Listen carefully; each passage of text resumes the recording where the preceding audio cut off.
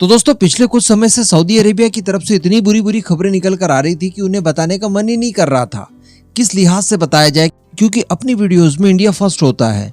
लेकिन सडनली भारत की तरफ से एक ऐसा मूव चल दिया गया है जिसके बाद सारी बुरी खबरें अच्छी खबरों के अंदर बदल गई है। क्योंकि हम लोग पिछले कुछ समय से देख रहे हैं कि सऊदी अरेबिया चाइना की गोदी में जाकर कुछ इस तरह से बैठ गया है कि मानो पूरा सऊदी अब चाइनामय हो गया है। लेकिन दोस्तों इसी बीच खबर निकल कर आई है कि भारत की रॉ सऊदी जाने वाली है। जी हाँ, और कोई एक आध बार के लिए नहीं बल्कि सऊदी के अंदर भारतीय रॉ को लेकर एक बहुत बड़ा करार हुआ है, जो कि सऊदी अरब में चाइना का झंडा बुलंद करने में, उसे हर हाल में रोकने में सक्षम हो पाएगी। चलिए आगे वीडियो में जानते हैं कि आखिर खबर क्या निकल कर आई है। आप बस वीडियो को एकदम एंड तक देखते हुए चैनल को सब्सक्राइब जरूर कर दीजिएगा।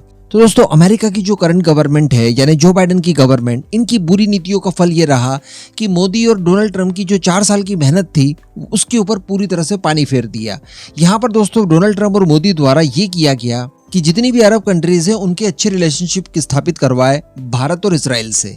जी हाँ, हम सभी लोगों ने देखा कि वो असंभव काम जो कि कभी कोई कल्पना भी नहीं कर सकता था, वो सारा कुछ कर दिया गया था। इसराइल की पीस डील करवाई गई यूएई से, बहरीन से और साथ ही ओमान जैसे देश से, और इसी के साथ साथ अंदर खाने सऊदी अरेबिया के साथ भी इसराइल के संबंध काफी ज्यादा मजबूत करवा दिए गए। इस तरह की भी खबरें निकल कर आई कि पहली बार कोई Israeli prime minister Saudi Arabia के दौरे पर गया हो। बेंजामिन नेतन्याहू के बारे में उस समय खबरें निकल कर आई थी कि उन्होंने एक सीक्रेट टूर किया है सऊदी अरेबिया का और वहां जाकर वो मोहम्मद बिन सलमान से मिले हैं। इस तरह की भी खबरें निकल कर आई थी। और इसके अलावा अगर देखा जाए तो भारत के संबंध भी यूएई हो, सऊदी अरेबिया हो, इन सभी देशों से इतने ज्यादा मधुर हो गए जो कि इतिहास में पहले कभी ऐसा नहीं देखने के लिए मिला। तो कहने का मतलब काफी अच्छा डेवलपमेंट निकल कर आ रहा था। ये जो अरब कंट्रीज थी ये कट्टरता की दलदल से पूरी तरह से लगभग बाहर निकल चुकी थी और भारत इसराइल जैसे देशों में अपना फ्यूचर देखने लगी थी। लेकिन उसके बाद आ जाते हैं जो बाइडेन और इनकी खराब नीतियां। इन सब चीजों की वजह से सऊदी अरेबिया हो, यूएई हो, अमेरिका के हाथों से निकलने लगे थे और लगभग निकल ही गए थे। कारण ये था कि इनकी रिक्वायरमेंट के आधार पर इन्हें हाईटेक वेपन अमेरिका द्वारा नहीं दिए जा रहे थे। यानी डोनाल्ड ट्रंप अगर होते तो सऊदी अरेबिया यूएई दोनों को ही F-35 फाइटर जेट दिए जाते, लेकिन जो बाइडेन ने आते ही इन डील्स को कैंसिल करवा दिया। ऐसी परिस्थिति में इन्हें भी एक बड़ा साझेदार चाहिए था। अभी यूएई तक तो ठीक है, लेकिन सऊदी अरेबिया ने देख लिया कि अपना फ्यूचर अब अमेरिका के साथ नहीं जम सकता और ऐसी परिस्थिति में यमन या फिर ईरान जैसे देश कभी भी इनके ऊपर बड़ा धावा बोलकर इनके देश को तहस नहस कर सकते हैं। अंततः इन्हें शरण में जाना पड़ा चाइना के द्वारा। हम लोगों ने देखा पिछले कुछ समय में ईरान के साथ पीस कायम करवाया। सऊदी अरेबिया ईरान के बीच में कोई सोच भी नहीं सकता था, लेकिन ये सारी चीजें हुई। दोनों देशों के बीच में रिलेशनशिप नॉर्मलाइज करवा दिए गए।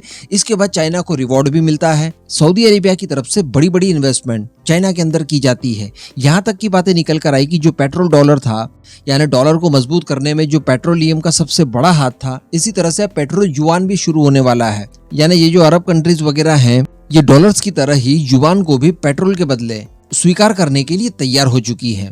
तो कहने का मतलब चाइना को भी बहुत बड़ा रिवॉर्ड मिला और ऐसा लग रहा था कि अब चाइना इन्हीं सब चीज़ों को लेकर सऊदी अरेबिया के अंदर अपनी प्रेजेंस कुछ ऐसी मजबूत कर देगा कि जहां पर भारत और अमेरिका जैसे देशों के लिए कोई स्थान बाकी नहीं रहेगा। और ये अमेरिका का सबसे बड़ा फेलियर माना जा रहा है। 2024 में जब अमेरिका के अंदर भी इलेक्शन होंगे तो आप देख लीजिएगा कि इलेक्शन कैंपेनिंग के दौरान इस मुद्दे को सबसे ज्यादा हाईलाइट किया जाएगा कि सऊदी अरेबिया, यूएई, यहाँ पर कभी भी डोनाल्ड ट्रंप के कार्यकाल में चाइना को झांकने तक नहीं दिया गया। वहीं पर अब उसकी प्रेजेंस हो गई है और इस लेवल की हो गई है कि अभी पूछिए ही मत। लेकिन दोस्तों इसी बीच उम्मीद की एक बहुत ही अच्छी खबर निकल कर आई है और ये खबर सीधे जुड़ी हुई है भारत और सऊदी अरेबिया के रिलेशनशिप को लेकर। और बताया जा रहा है कि सऊदी अरेबिया की कैबिनेट ने आतंकवादी अपराधों से निपटने के लिए और इनको दी जाने वाली आर्थिक सहायता को रोकने के लिए सऊदी अरेबिया की राजधानी रियाद में जो सुरक्षा एजेंसी है उसका समझौता भारत की RNAW यानी जिसे हम लोग रॉ कहते हैं उसके साथ हुआ है। जी हाँ, भारत की रॉ और सऊदी अरेबिया की राजधानी रियाद में जो सुरक्षा एजेंसी है उसके बीच में आपसी समझौता हुआ है और ये हुआ है आतंकवाद विरोध के लिए। और सबसे बड़ी बात कि जो आतंकवादियों को फंडिंग की जाती है उसे रोकने के लिए स्पेशली ये समझौता किया गया है, जो कि भारत और सऊदी अरेबिया दोनों के लिए इस समय बहुत ज्यादा इंपॉर्टेंट है। अब हम सभी जानते हैं कि जब से सऊदी अरेबिया ये कट्टरता की दलदल से बाहर निकला है, कई सारे आतंकवादी संगठन इस फिराक में है कि सऊदी अरेबिया के ऊपर किसी तरह का कोई बड़ा कांड किया जाए। और वैसे भी हम लोग देख पा रहे हैं कि यमन के अंदर जो हुती विद्रोही वगैरह हैं, इनके निशाने पर हमेशा से ही सऊदी अरेबिया रहा है। अब सऊदी अरेबिया के पास वैसा कोई सुरक्षा तंत्र या फिर ऐसा कोई इंटेलिजेंस का माध्यम मौजूद नहीं है जो कि भारत के पास है। यानी भारत जिस तरह की इंटेलिजेंस शेयर कर सकता है सऊदी अरेबिया को, ऐसा उसके पास अपना कोई इकोसिस्टम नहीं है। और सबसे बड़ी बात है कि अगर भारत के साथ वो इस तरह के समझौते करेगा, क्योंकि इस तरह के समझौते वो अन्य देशों के साथ भी कर सकता था, लेकिन अन्य देश उतने ज्यादा भरोसेमंद नहीं साबित हो सकते थे। वो सऊदी अरेबिया को अंदर से खोखला तक कर सकते थे, लेकिन भारत इस मामले में काफी ज्यादा भरोसेमंद देश माना जाता है। भारत के दुश्मन भी इस बात के लिए भारत के ऊपर बहुत भरोसा करते हैं। तो भारत के साथ समझौता किया गया है, तो अल्टीमेटली रियाद की जो सुरक्षा एजेंसी है वो तो केवल एक नाम के लिए ही रहेगी। जो मेन काम रहेगा और जो प्रमुख काम रहेगा वो हमारी रॉ का ही रहने वाला है, और रॉ को भी एक मौका मिल जाएगा सऊदी अरेबिया के अंदर रहकर ऑपरेट करने का, जो कि उस पूरे रीजन पर नजर रख पाएगा, क्योंकि वहीं से भारत के अंदर भी जो एक्टिव आतंकवादी संगठन है जो हमारे लिए बड़ा सिरदर्द बन चुके हैं, उनकी फंडिंग वगैरह होती है।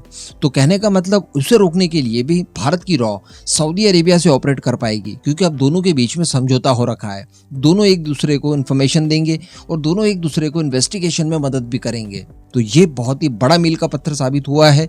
ये चाइना की प्रेजेंस को भी वहां पर एक चैलेंज करने के बराबर होगा, क्योंकि हम लोग पिछले कुछ महीनों से देख पा रहे हैं सऊदी अरेबिया की तरफ से यहां तक कह दिया गया कि बिना किसी गारंटी के कोई लोन अब सऊदी अरेबिया की तरफ से किसी अन्य देश को नहीं दिया जाएगा। यानी पाकिस्तान को इनडायरेक्ट वे में कह दिया कि आपको अब लोन हमारी तरफ से नहीं मिलेगा, लेकिन उसके लिए भी अब बताया जा रहा है कि सऊदी अरेबिया तैयार हो गया है, और इसके पीछे डेफिनेटली चाइना का ही रोल है। चाइना का ही ये जो नया नया इन्फ्लुएंस सऊदी अरेबिया के ऊपर कायम हुआ है, उसी के चलते चाइना के द्वारा कहा गया है कि आप पाकिस्तान की मदद कीजिए और उसे इस फाइनेंशियल क्राइसिस से बचाने के लिए जो भी मदद कर पाते हैं वो करिए, और उसके बाद ही सऊदी अरेबिया तैयार हुआ है। तो कहने का मतलब ये एक नया जो नेक्सस बन रहा था, इसे कहीं ना कहीं ब्रेक करने में भारत को एक बहुत बड़ी सफलता मिली है।